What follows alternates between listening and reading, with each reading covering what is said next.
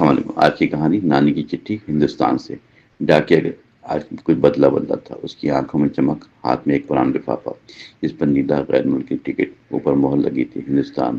میرا دل زور سے دھڑکا، کہیں نانی کی چٹھی ہے؟ نانی برسوں سے پہلے بچھڑی، سرحد کے اس پار رہ گئی۔ تقسیم کے دنوں کی ہڑبڑاہٹی میں ہر رشتہ ٹوٹ سا گیا۔ امی اکثر یاد کرتی تھی، مگر ہاتھوں کتاب بند، وقت نے فاصلے گہرے کیے۔ میں نے کانپتے ہاتھ سے لفافہ آہستہ سے کھولا، اندر خوشبو سی بسی جیسے پرانا صندوق کھلا۔ تحریر جانی پہچانی لکھا تھا، پیاری عائشہ، میری لاڈلی نواسی۔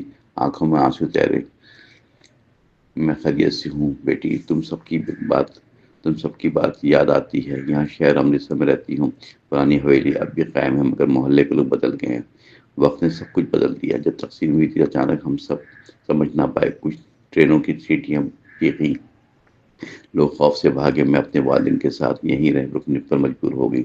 تمہاری ماں چھوٹی تھی، نانی کے لرز رہے تھے کاغذ پہ آنسوں کے دھبے، میں ہر سطح پر درد، ہر جملے میں برسوں کی جدائی محسوس کرتی۔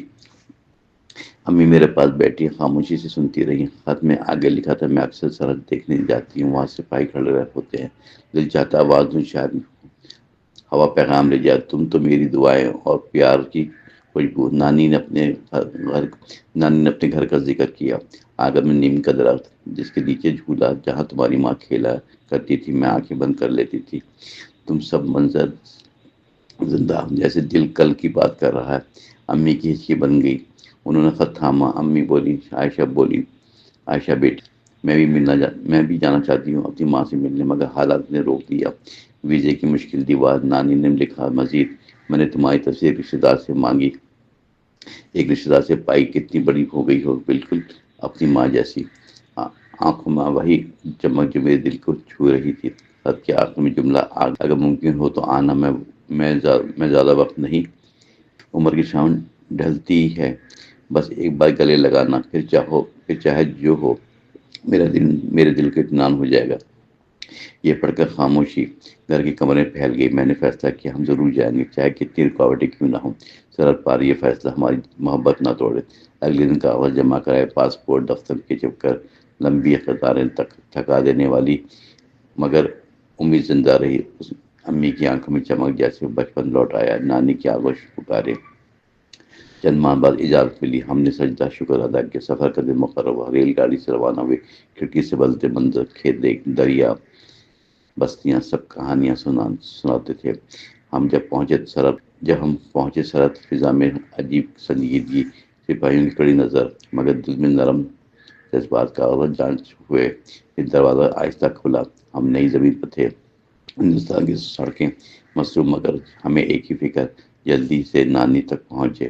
امرتسر کی گلیاں پرانی، اینٹوں کے مکانات، قطار، لوگوں کی بولی ملتی جلتی جیسے اپنے ہی شہر میں۔ آخر وہی پرانی حویلی، دروازہ ہلکا سا کھلا، ایک کمزور سی آواز، کون ہے بیٹا باہر؟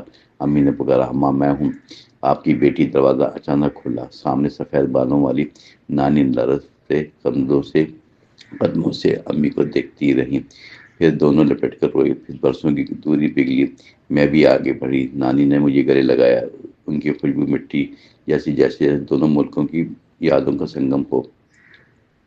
انہوں نے میرا ماتھا چوما، کہا، میری عائشہ آ گئی۔ میرا دل اب مطمئن ہے، رب کا شکر ہے۔ اس رات ہم بیٹھے دیر تک بات کرتے رہے۔ نانی نے قصے سنائے، تقسیم کے دنوں کے، دوست جو بچھڑ گئے، گلیاں جو سنسان ہوئی، مگر امید تو کبھی نہ مری کہ ایک دن ضرور ملیں گے۔ یہاں بھی لوگ ویسے ہنستے روتے، خواب بنتے، سرحد صرف نقشے پر ہے، دلوں میں کوئی لکیر نہیں۔ محبت زبان نہیں دیکھتی، رشتے خون سے جڑتے ہیں۔ ہم نے اگلے دن شہر کے درشن کیے۔ سنہری مندر کی روشنی دور سے جھلمل کر رہی تھی۔ بازاروں میں رنگ برنگی چوڑیاں، کپڑے، مسالے، سب کچھ اپنا سا لگ رہا تھا۔ نانی ہر جگہ ہاتھ پکڑے مضبوطی سے تھامے، جیسے ڈر ہو کوئی کھو نہ جائے۔ میں نے محسوس کیا، وقت نے جسم کمزور مگر محبت مضبوط رکھی، یہی اصل طاقت ہے۔ چند دن پلک جھپکتے ہی گزر گئے۔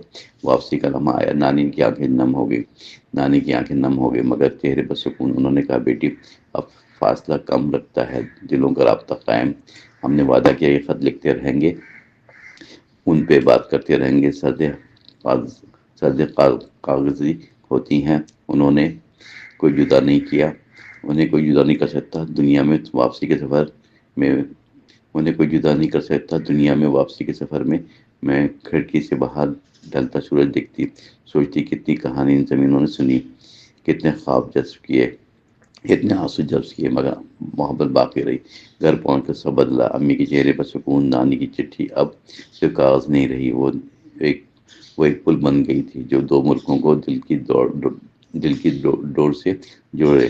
میں نے خط سنبھال کر رکھا، اپنی کتاب میں رکھا، تاکہ آنے والی نسلیں جان سکے یہ داستان کے جدائی عارضی ہوتی ہے. اگر نیت میں خلوص اور دل میں محبت ہو. کبھی کبھی رات کو میں وقت پڑتی، ہر لفظ میں نانی کی آواز سنائی دیتی، ہندوستان کی خوشبو اور امرتسر کی گلیاں میرے خوابوں میں آتی.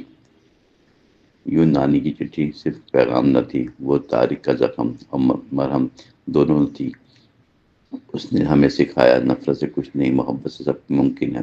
اب سال نانی سے ملنے جاتے ہیں اور وہ ہمیں دعائیں دیتی ہیں کہ دونوں ملک سلامت رہیں، لوگ امن سے رہیں، کوئی بچہ جدائی کا دکھ نہ سہے. میں جان گئی آخری رشتے سردوں سے بڑے.